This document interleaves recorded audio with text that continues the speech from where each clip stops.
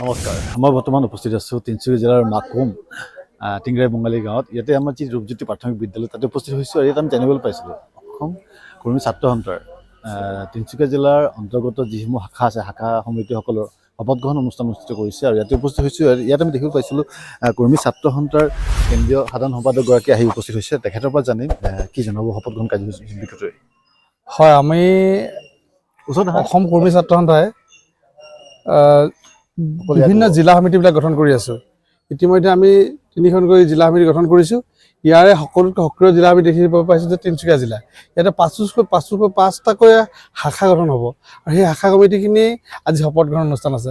সকলোৱে আমি উপস্থিত হৈছোঁ। আমাৰ উদ্দেশ্য লক্ষ্য এটাই যে কৰ্মী ছাত্ৰ সন্থা গোটেই প্ৰতিখন জিলাতে গঠন কৰিব লাগিব আৰু অসম চৰকাৰ তথা ভাৰত চৰকাৰক দাবী জনাব লাগিব যে আমাৰ যিখিনি প্ৰাপ্য আছে, যিখিনি আমাৰ বীৰ পুৰুষ আছে, সেই বীৰ পুৰুষক সমমৰ্যাদা দিব লাগিব। আমাৰ ভাষাবিলাক যাতে অসমত প্ৰচলন হ'ব লাগিব।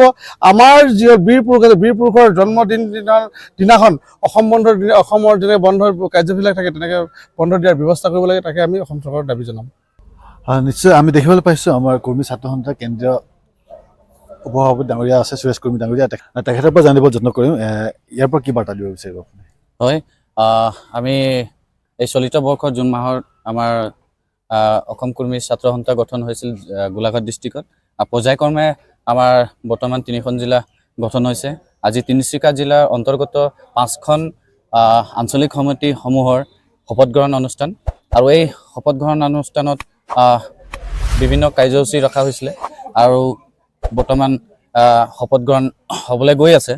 তো আমাৰ এটাই প্ৰয়াস থাকিব এই সংগঠনৰ জাৰিয়া যে আমাৰ যি উঠি অহা নৱপ্ৰজন্ম আছে তেখেতসকলক কেনেকৈ ওলাই আনিম আৰু তেখেতসকলক শিক্ষা দিশত, সাংস্কৃতিক দিশত, লগতে স্পৰ্টছ ক্ষেত্ৰত কেনেকৈ আমি ওলাই আনিম আৰু বিভিন্ন মঞ্চ দিব পাৰিম, তেনে প্ৰয়াস থাকিব।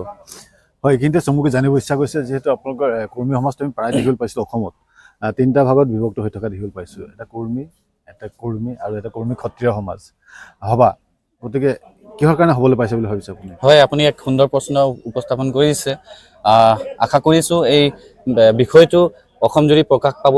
বহুতে হয়তো পাজল হৈ থাকে যে কৰ্মী আৰু কৰ্মীৰ মাজত পাৰ্থক্যটো কি।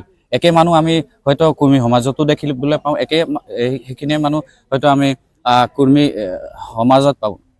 ক'বলৈ গ'লে আৰ আৰু ডি বা ৰ আৰু ধৰেৰৰ মাজত পাৰ্থক্যটো, ধৰেৰৰ আমি এইকাৰণে লিখোঁ বা এইকাৰণে আমি চিনাকি দিব বিচাৰোঁ কাৰণ এইটো হ'ল আমাৰ প্ৰকৃত পৰিচয়।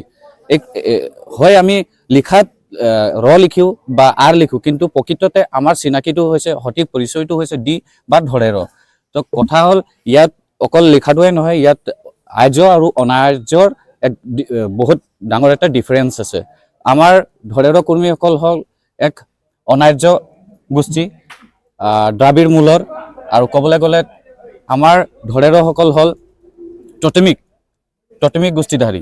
ক'বলৈ গ'লে টটেম আৰু টিচুলাৰ এই দুইটাৰ মাজত বৰ ডাঙৰ এটা পাৰ্থক্য আছে। সাংস্কৃতিক দিশত আপুনি দেখিবলৈ পাব পাৰ্থক্যটো, ভাষাত আপুনি পাৰ্থক্যটো দেখিবলৈ পাব। আমাৰ যি কৰ্মী সমাজ আছে এই সমাজত আপুনি দেখিবলৈ পাব যিকেইটা টটেম, যিটো টটেম বুলি কওঁ বা গোষ্ঠী বুলি আমি সাধাৰণতে গোষ্ঠী বুলি কওঁ, সেইখিনি হৈছে আমাৰ 81টা গোষ্ঠী আছে। যেনে মই নিজে কাটিয়াৰ বা তেনে ক'বলৈ গ'লে কাৰুৱাৰ আছে, বাছিয়াৰ আছে, চাংখোৱাৰ আছে। সেই সমূহ গোষ্ঠী, এই সমূহ গোষ্ঠীসকল হৈছে আপোনাৰ প্ৰকৃতিৰ লগত জড়িত এক গোষ্ঠী। তেখেতসকলৰ নিজাকে গোষ্ঠী অনুযায়ী নিজাকে নীতি নিয়মো আছে। সেইখিনি হ'ল টটেমিক গোষ্ঠী। আৰু টিচুলাৰসকল হ'ল সম্পূৰ্ণ আমাৰ এই টটেমিকসকলৰ পৰা ভিন্ন।